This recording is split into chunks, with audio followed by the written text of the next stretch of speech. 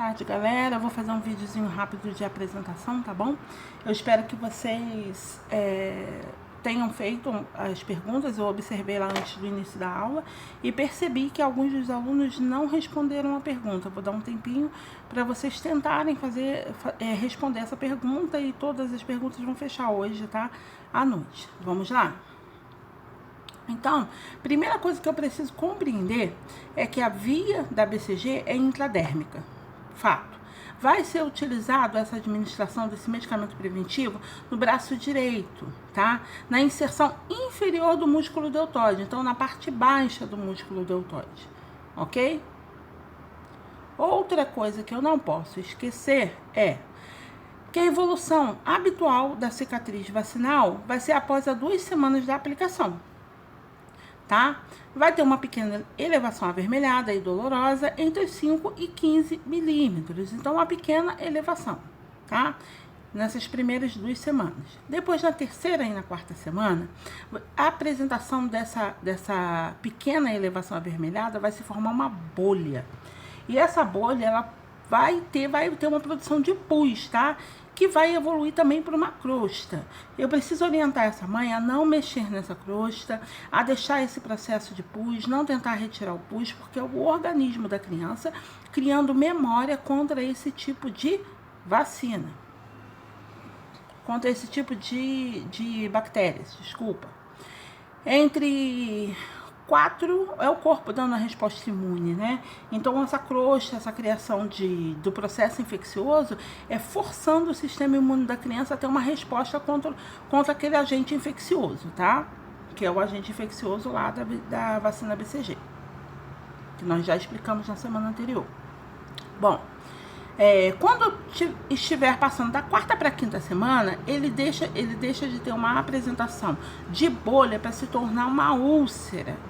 Essa úlcera vai medir entre 4 e 10 milímetros de diâmetro, tá? Depois, entre a 6ª e a 12ª semana da criança, eu tenho uma cicatriz. E essa cicatriz vai apresentar de 4 a 7 milímetros de diâmetro.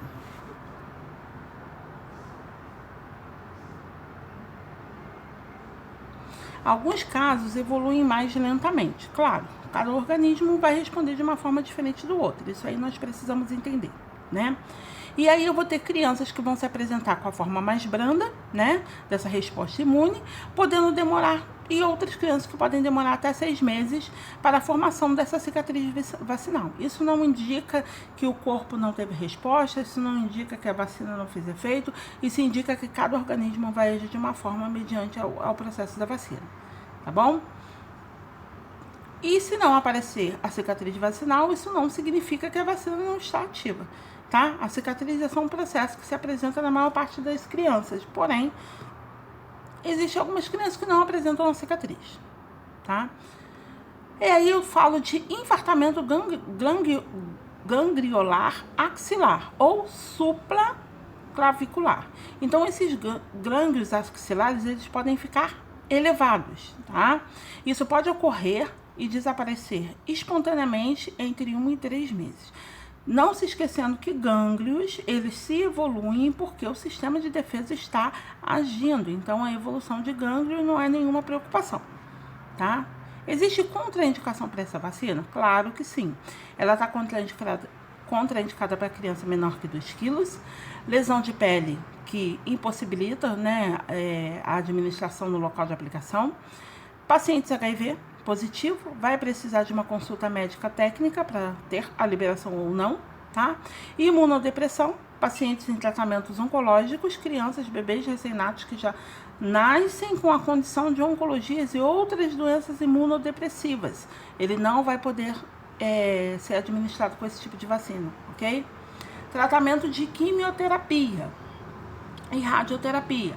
E aí entra lá no tratamento de imunodepressores. Se ele está em tratamento, ele não pode fazer, ele é contraindicado para a BCG, tá?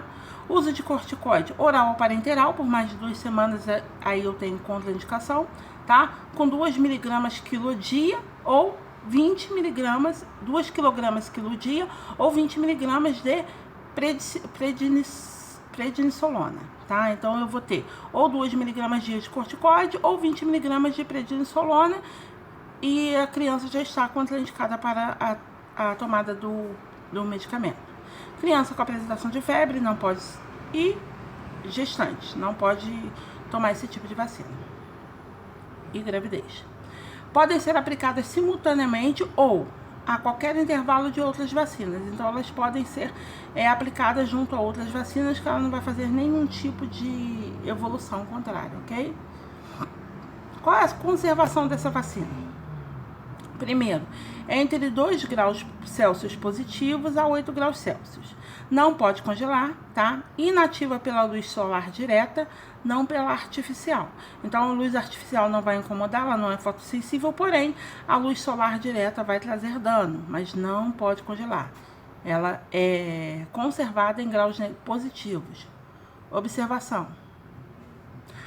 Nova orientação lá do Ministério da Saúde está alinhada com a OMS e com a CETAI. Após comprovação da eficácia da vacina contra a tuberculose em crianças que não ficam com cicatriz, as crianças que apresentam a cicatriz vacinal, após receberem a dose da vacina contra a tuberculose, que é a mesma coisa que BCG, tá? BCG é contra a tuberculose, contra esses bacilos, não precisam ser revacinadas. Então, eu já sei que existe um protocolo da OMS, da CETAI, que aprova a eficácia da vacina mesmo sem a presença da cicatriz. Então, isso já caiu. Por que nós trocamos e falamos muito sobre isso?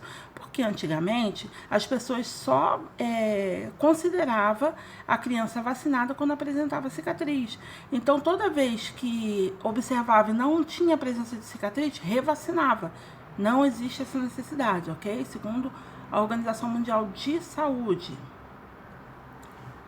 Seguimos as recomendações da OMS com relação à BCG, porque a ausência de cicatriz não significa que a criança não está protegida contra a doença, tá? A cicatriz é só uma evolução orgânica, isso não significa que a criança não tem proteção. Então, isso já ficou bem claro, né? Aí, agora nós vamos falar da hepatite B, tá? Para que existe essa vacina, essa prevenção? Qual é a indicação, ok? Ela faz a proteção contra a hepatite B, consequentemente contra a hepatite D. A vacina, ela é combinada contra hepatite A e B, também está disponível, tá? Então, eu tenho a vacina hepatite B, que consequentemente vai trazer resposta para a hepatite B, e eu tenho a combinada, que vai fazer a combinação para proteger contra a hepatite A e B. Também tem disponível no Sistema Único de Saúde. Tá? Composição. A vacina consiste de subunidades de vírus da hepatite B, que é o HBsAg, AG de o agente, né? Produzidas em células de fungo, que é o Cerevisiae, por recombinação genética. Contém alumínio. Então, é uma vacina que contém alumínio. Qual é a via de administração? A hepatite B ela é dada logo assim que a criança nasce, né? Vem primeiro, é a primeira vacina que a criança recebe, né? E a via de administração é o vasto lateral da coxa, tá? Qual é a agulha que você vai ter de escolha? É a agulha 20 por 5,5, ok? Quais são os eventos adversos dessa vacina? Dor, vermelhidão, formação do nódulo ou inchaço no local, tá? Isso é bom e importante falar com a mãe que a criança recebeu a vacina, que ela pode estar vermelhinha, sentir dor, dar um nódulozinho no local, que isso tudo é normal, tá? Ocasionalmente forma um nódulo subcutâneo. Pode trazer fadiga, uma febrezinha baixa, náusea, cefaleia, pode ocorrer, mas em geral trata-se de coincidência temporal. Então, isso pode ocorrer ou não ocorrer, tá? Contraindicado, alergia grave a esse tipo de agente, né, que é o Cerevisiae, ou ao alumínio. Se a criança tem alergia ao alumínio, se a criança apresenta alergia ao agente, vai existir contraindicação para a vacinação, tá? Doenças febris agudas também é contraindicação. Podem ser aplicadas simultaneamente ou a qualquer intervalo de outras vacinas. Como a BCG não tem contraindicação, você pode fazer a administração dela junto a outras vacinas, tá? Isso é importante vocês anotarem, essas contraindicações, essas informações da vacina, na caderneta de anotação de vocês, porque vocês vão fazer estágio na casa da vacina, tá bom? Qual é a conservação da hepatite? Ela é conservada também entre 2 e 8 graus Celsius positivos, não pode ser congelada, tá? E essa é a primeira parte da nossa aula e nós vamos já começar a conversar sobre a higiene corporal do recém-nato. Vou passar essa primeira parte da aula para vocês, vou dar um tempinho para vocês assistirem e a gente já entra. Hoje a aula vai estar dividida em 3 ou 4 partes e eu vou botar um vídeo complementar mostrando esse primeiro banho do neonato, tá bom? Então até daqui a pouco, beijo!